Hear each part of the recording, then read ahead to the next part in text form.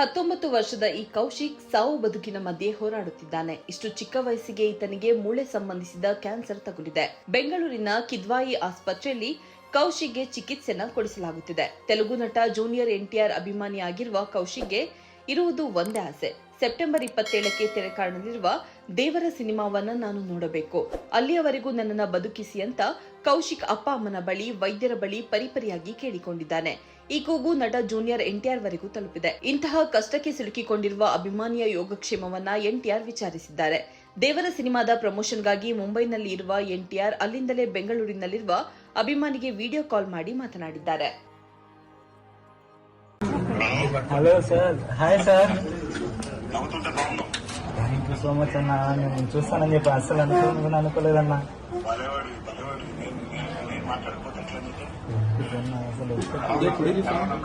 బాగుందన్న, మన ధైర్యంగా ఉందన్న, ఏం ప్రాబ్లం లేదు. త్వరగా ట్రీట్మెంట్ తీసుకుని తొందరగా బయటకు వస్తున్నాను. దేవరాశి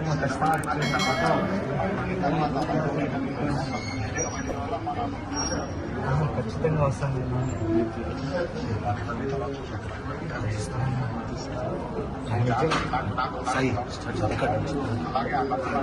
నవ్వుతూనే ఉంటానన్న, ధైర్యంగా నేను బయటకు వస్తాను.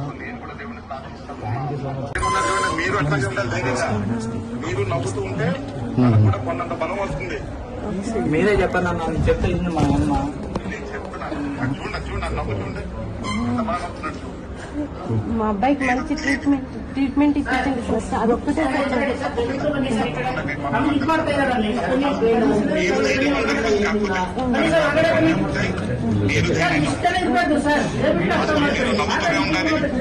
గట్టిగా ఉండాలంటే మేమందరూ కూడా ప్రార్థిస్తాం.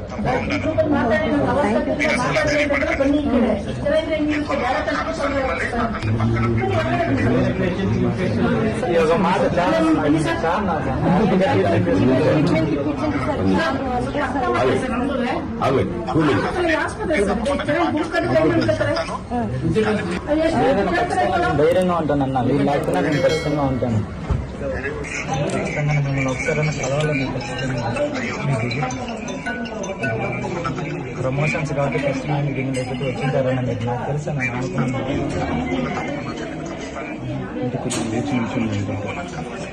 ఖచ్చితంగా నేను వస్తాను.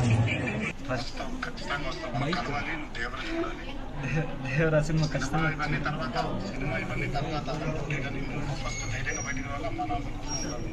ఖచ్చితంగా వస్తానన్నా. సినిమాలు ఇవన్నీ తర్వాత చూసుకున్నాం ఇవన్నీ, కానీ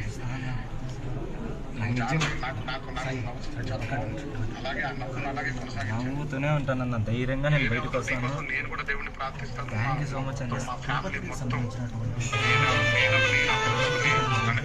అందరూ నీ గురించి బాగుండాలని కోరుకుంటున్నాను.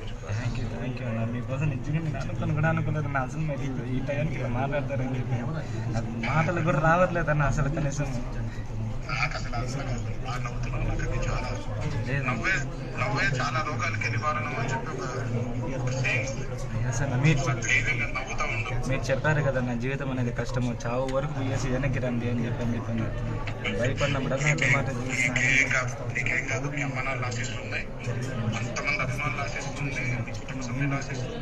నేను కోరుకుంటూ ఉంటాను, నీకోసం ప్రే చేస్తూ ఉంటాను. నువ్వు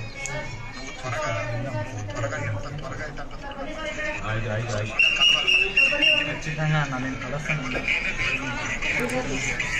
ఖచ్చితంగా మిమ్మల్ని ఒకసారన్నా కలవాలని ఖచ్చితంగా. ప్రమోషన్స్ కాబట్టి ఫస్ట్ మైండ్ దీని దగ్గర వచ్చింటారన్న, మీరు నాకు తెలుసు. నేను అనుకున్నాను.